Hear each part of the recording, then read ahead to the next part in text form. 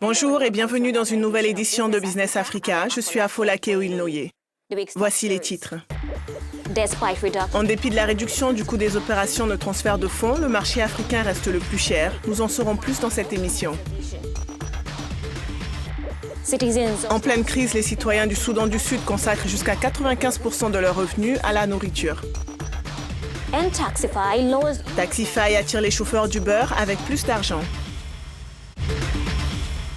Un nouveau rapport du Fonds international pour le développement agricole a révélé que depuis 2011, l'Afrique a eu la plus forte réduction des coûts de transaction de fonds. Cependant, le marché africain reste le plus coûteux pour les envois de fonds dans le monde. Dans ce reportage, Michael Dibi et William Baya s'intéressent aux raisons de cette réduction. Les frais de transfert de fonds sont loin d'être les mêmes en Afrique. Ils varient de manière importante en fonction des pays et des agences. D'une manière générale, les taux prélevés sur les transactions africaines restent extrêmement élevés, note un récent rapport du Fonds international pour le développement agricole. L'institution révèle d'ailleurs que les coûts de transfert de fonds en Afrique sont plus élevés que la moyenne mondiale, malgré une nette amélioration depuis 2011. Si ces services financiers restent aussi chers, c'est du fait notamment du manque d'infrastructures de communication et de télécommunications, peut-on encore lire dans le rapport.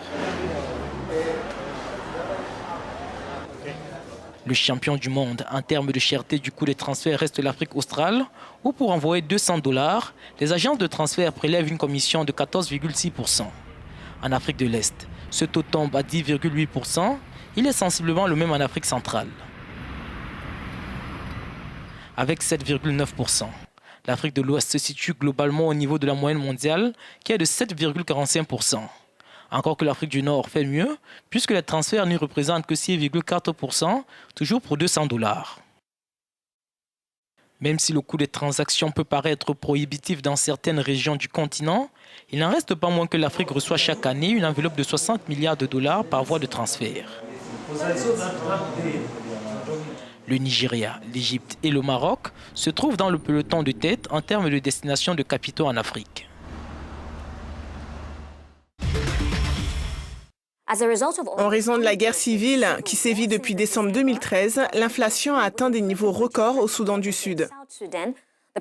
Les prix des produits alimentaires de base ont augmenté dans la capitale Djouba et dans d'autres villes à travers le pays. Voici plus d'informations avec Michael Odwar et Serge Kofi. Les Sud-Soudanais de plus en plus mécontents de la hausse des prix des aliments qui vont crescendo malgré l'exonération fiscale récente du gouvernement. La plupart des citadins pauvres dépensent jusqu'à 80% de leurs revenus pour de la nourriture, ce qui a un impact énorme sur leur sécurité alimentaire.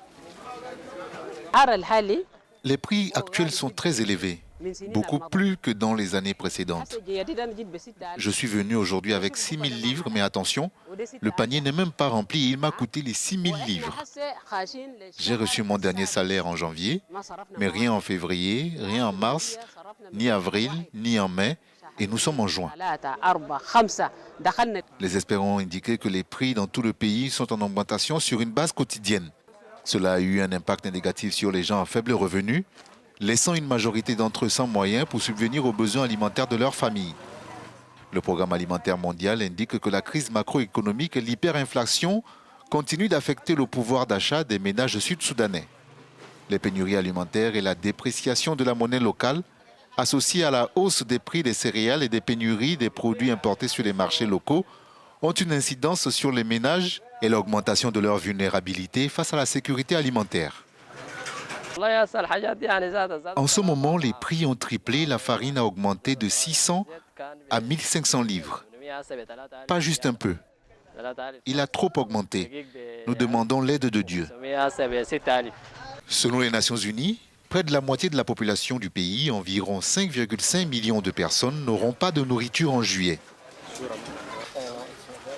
Le Bureau national des statistiques indique que l'inflation sur les produits alimentaires en 2017 s'élevait à 272,6%.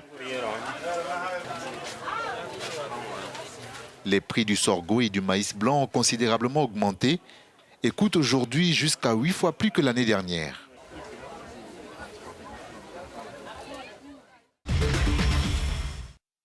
Taxify souhaite dépasser le géant Uber dans le business des taxis. Restez avec nous pour les détails.